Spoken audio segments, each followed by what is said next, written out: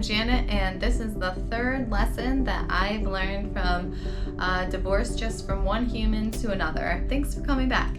This could be for relationship breakups too. It doesn't have to be for a divorce. I say divorce because it's usually a little more traumatic. In divorces, you have to go through court systems and you have to have it legalized for the breakup to occur. You usually have some assets, maybe a house, maybe pets, maybe kids who are involved. Things are a little bit more intense and serious, but that doesn't mean that the feelings are in a relationship, like a dating relationship versus a marriage, are less intense. Not at all. But it can be just as intense if you're having a dating relationship breakup and if you're having a divorce. So this can go either way. So I'm going to speak about divorce, but relate it to your situation. Sorry, I live next to a train, so there's a little bit of noise in the background. So lesson number 3, don't prove yourself or convince your friends and family to keep close relationships with you, or any relationship at all, perhaps. So the big point there was don't convince, ever.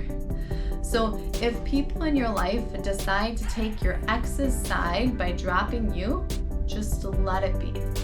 I like to think that people in our lives most likely don't want to be dragged into anything that forces them to pick a side when they love both.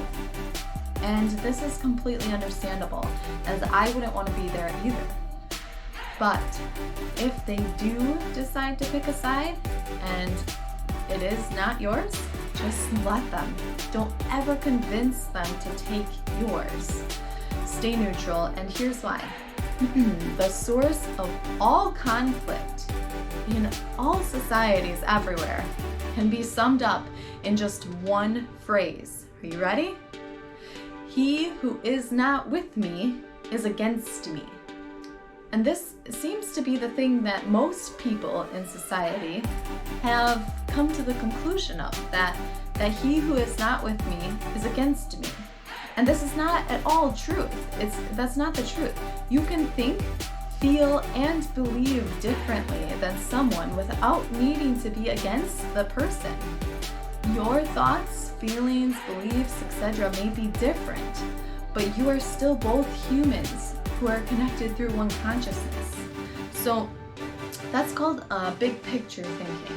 And it's actually something that everybody should do, but especially during a divorce, it is so important to adopt this style of thinking now more than ever. There doesn't have to be a war.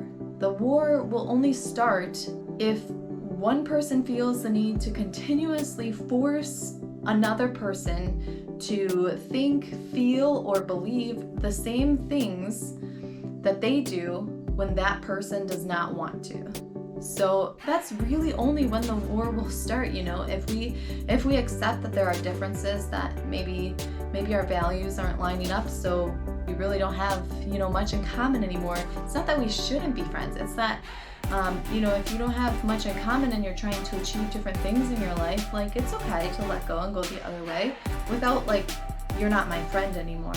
It'd be more like, hey, you and I are good friends, but right now I gotta shift over here. But even if someone does take your ex's side, there never has to be a war. They can be on his side and they're not against you. They can be on her side and they're not against you. It's okay if they choose to pick a side.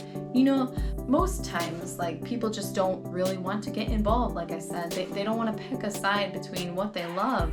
They love both, and they don't want to pick. They are like children. Children love both with all their heart, and they don't want to have to pick. But then there will be friends who will pick, and that's okay. Let them pick, and don't convince them that your story is right and the other person's is wrong, because actually your stories are right. However you saw it, that's right. However they saw it, that's right. So it's really not in anyone's best interest to try to convince somebody else to pick your side.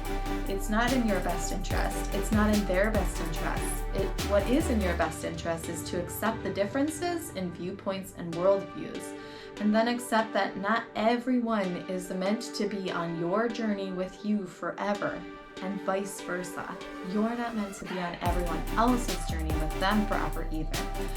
It doesn't mean that you have to say like, let's cut ties and we'll never talk to each other again, or like that you have to express anger and then blow them off forever.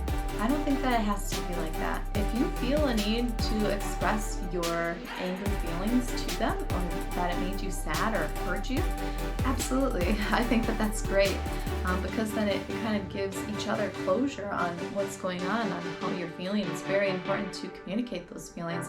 But I don't think that it has to be like a war mentality where one person took my ex's side, so now I'm never going to speak to them again, or they're never going to be my friend again. I don't think it has to be like that. It doesn't mean that you have to choose them either. So if they chose your ex's side, I'd say let it be. But it doesn't mean that you have to be there when they want to hang out too. You know, if it's causing too much conflict, you can let that go. It's okay to tell them like, hey, I'm sorry, but it's causing a lot of conflict when I'm around you because I know that you and my ex-husband are very tight.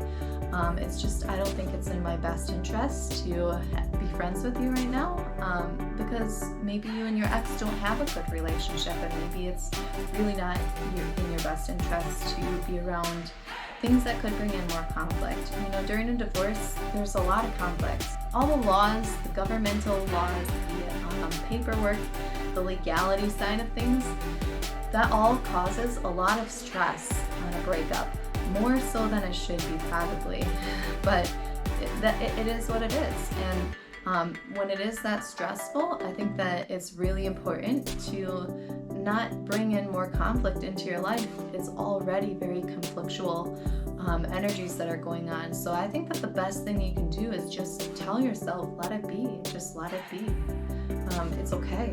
Like, if people don't want to be part of your life and they're pretty open about letting you know that, or maybe they just would rather hang out with your ex than you, let it be. It's okay.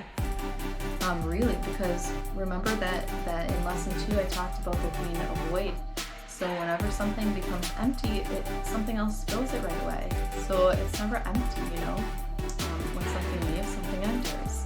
So I guess the lesson for number 3 was that you don't prove yourself or convince family and friends to keep close relationships with you, or any relationship with you at all, perhaps. It doesn't mean cut them out. It means that if it's causing conflict for you to have them there, that's adding more conflict, and just, you know, let it be. You don't have to say anything. You can tell them how it hurts your feelings, but, you know, if they don't want to acknowledge that, it's okay. Just let it be.